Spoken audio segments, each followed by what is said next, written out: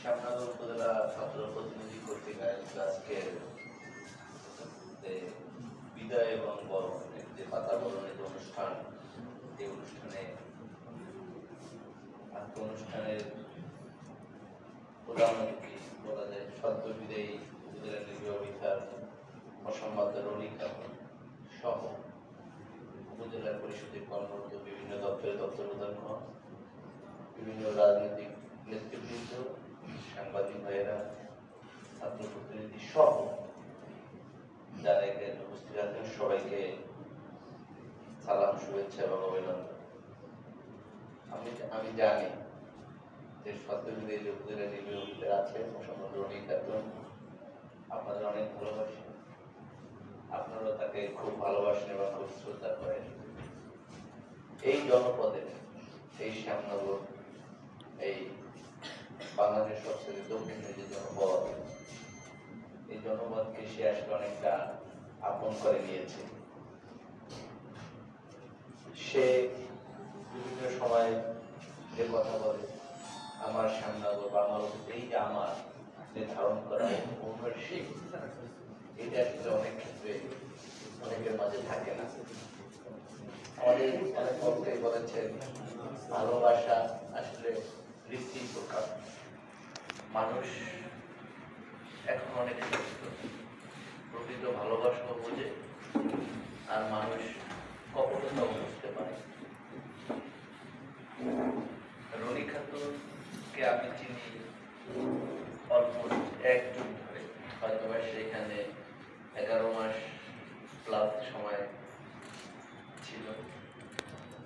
আমি প্রায় তাকে 12 বছর যাচ্ছি, তার মানে চেনার সময়টাও কম না, লম্বা।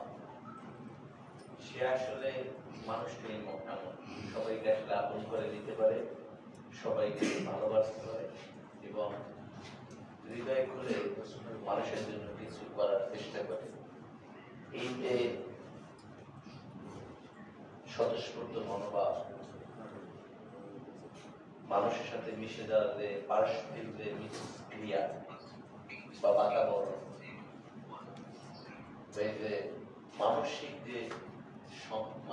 যে হীনতা দূর করে, সমস্ত সীমারেখার মধ্যে উঠে মানুষকে যে ভালোবাসা, এটা আসলে সবাই পারে না।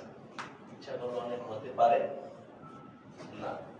এটা সৃষ্টিকর্তা মহান রাব্বুল আলামিনের একটা বক্তব্য। আসলে বেশি আমি দীর্ঘায়িত করবো না। একটা কথা বলার শুরুতে আজকে আমি এখানে গভীর শ্রদ্ধার সাথে স্মরণ করছি 5ই আগস্ট যারা শহীদ হয়েছে বা যারা আহত হয়েছে, তাদেরকে আমি এখান থেকে শ্রদ্ধার সাথে স্মরণ করছি।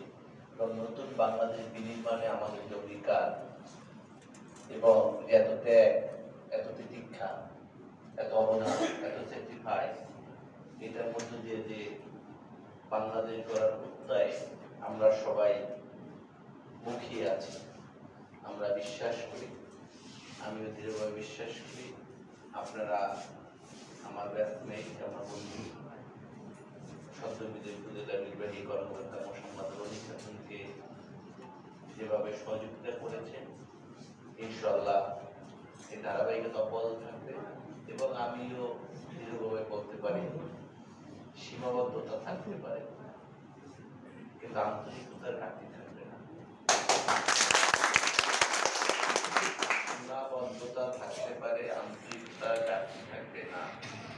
আর মানুষের যে মহত্ববোধ, যে আন্তরিকতা, মানুষকে আপন করার যে চেষ্টা, এটা মানুষ কখনো একদিনে একটু পারে না। এটা ইনহেরিটেড অনেক কিছু থাকে বা থাকতে হয়। আমরা সকলে এখানে সম্মিলিতভাবে একটা এই জনপদের মানুষের জন্য ভালো কিছু করা যায়, আমরা সেটা করার চেষ্টা করব। আর আমরা যারা সরকারি কর্মকর্তা কর্মচারী, আমরা যারা চাকরি করি, আসলে জনস্বার্থে আমাদের ট্রান্সফার হয়। ইনশাআল্লাহ রনিক খাতুন এখান থেকে বিদায় দিতে হয়তো দেখবেন সেই জেলার আরো বড় পদে বা সরকার আরো বড় পদে প্রতিষ্ঠিত হয়ে আসবে।